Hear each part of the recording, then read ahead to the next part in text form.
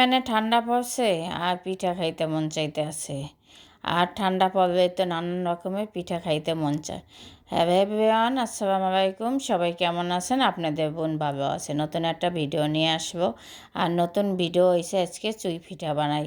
আর চুই পিঠা কীভাবে বানাই সেটাই দেখাবো। আমি আহামরি এত ভালো পারি না, তারপর যেরকম পারছি সেরকম চুই পিঠাটা বানাইছে। আর এই পিঠাটা খাইতে আমার এত পছন্দ। আর বাবা পিঠা, এই দুইটা পিঠা আমার খুবই প্রিয় পিঠা। যাই হোক, আমি এখন এরকম পিঠাটা কীভাবে বানাই, আর যারা যারা আমার ভিডিওটা দেখে কমেন্ট করেন তাদের অনেক অনেক ধন্যবাদ, দোয়া ও ভালোবাসা। আর আমি এখন চালের গুঁড়িটা সিদ্ধ করে নিছি, সাথে আমি একটু লবণ দিচ্ছি আর একটু তেল দিয়ে সিদ্ধ করছি। এখন ভালো মতন আটাটা ছাইনা নেব, তারপরে 2-3টা বানাবো কলি পিঠা। কলি পিঠাও দিয়ে দেবো চুই পিঠার সাথে। আর কলি পিঠাটা দিলে চুই পিঠাটার মধ্যে অনেক মজা হয়। আর কলি পিঠার ভিতরে আমি নারকেল আর তিল এইটা দিয়েই বানাবো, মিঠা দিয়ে আশাই নিছি।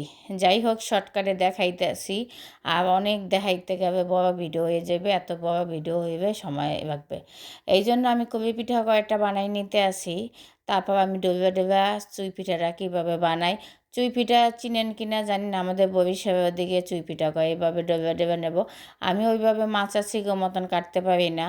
এভাবে আমি যখন খাইতে মন চায় প্রতি বছর শীতে এইভাবে আমি করে ডোবা ডোবা কাটটা চুই পিঠাটা বানাই।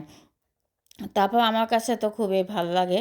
আপনারা কিন্তু একবার বানাই খাবেন। আর যারা না পারেন এবার কিন্তু আমার মতন এরকম ডোবা ডোবা বানাইবেন।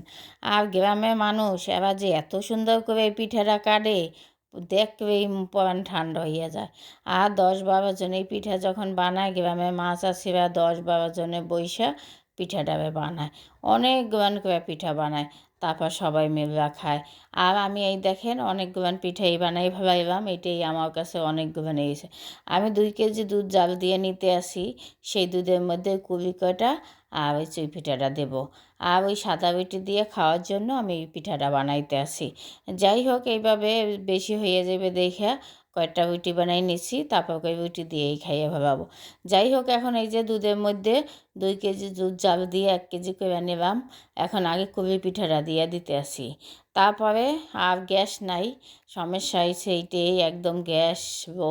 আজকে সারাদিন আমরা ভাতও রাঁধতে পারি নাই, খিচুড়ি রান্না করে খাইছি প্রেশার রাইস কুকারে। আর কি করবো কন, এরকম যদি গ্যাস না থাকে। এখন আমি এই মিঠাটাও জাল দেওয়া, আমি খেজুরের মিঠাটাও দিয়ে দিলাম। এখন আমি একটু নাড়তে থাকবো, আস্তে আস্তে একটু ঢাইকা দিব। আর ঢাইকা দেবে একটু বলক আসবে, যেহেতু গ্যাস কম।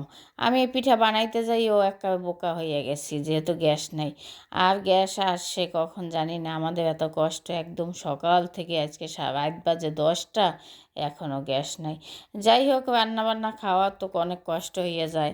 যাক, জানি না কি হয়। আর পিঠাটাও হয়ে গেছে, এই যে আমি পরিবেশন করতে আসি, দেখেন কত সুন্দর, অসাধারণ। আর দুধের মধ্যে এইভাবে রান্না করবে, এই পিঠার স্বাদই মুখে বাজ্যা থাকে। আর এই পিঠাটা ভিজান্না পিঠাটা কিন্তু শুধু দুধের মধ্যে আপনি একবার রান্না করে দেখেন, একবার রান্না করে খাইতেই মন চায়, এত পরিমাণে মজা হয়, শুধু পিঠাই খাইতে মন চায়। আমার কাছে খুবই ভালো লাগে। আর আমি এখন পরিবেশন করতে আসি, বাটিতে ঢালতে আসি। তারপরে দেখবো নিজে খাইয়ে, আমার তো মানে দেখেই পরাণ ঠান্ডা, এই যে কত সুন্দর ববনি, যেরকম দেখতে সুন্দর খাইতে আরও অসাধারণ হয়েছে। শুধু কী পরিমাণে মজা। খেজুরের গুড়ের পিঠা তো আমরা জানি কত, এই যে কবি পিঠাও দিয়ে দিছি। সবাই তো ঢাকা, সবাই দুধ কবি খায়, আর এইটার মধ্যে কবি পিঠাটা বানাই দেবে, খুবই মজা হয়। একবার সবাই বানাইয়া খাইয়ে দেখবেন। এই যে চুই পিঠা আর কবি পিঠা মিশাইয়া রান্না করছি। আর আমি একটু বড় বড় করে কাটছি না, এই জন্য আরও বেশি ভালো লাগতে আছে। আপনারাও একটু বড় বড় করে কাটটা করবেন, খুবই মজা লাগবে। এই পিঠাটা একবার যে না খাইছেন, একবার বানাই খাইয়া দেখবেন, অসাধারণ। কিন্তু কিন্তু শুধু দুধের মধ্যে রান্না করবেন, কোনো পানি দিবেন না, তাহলে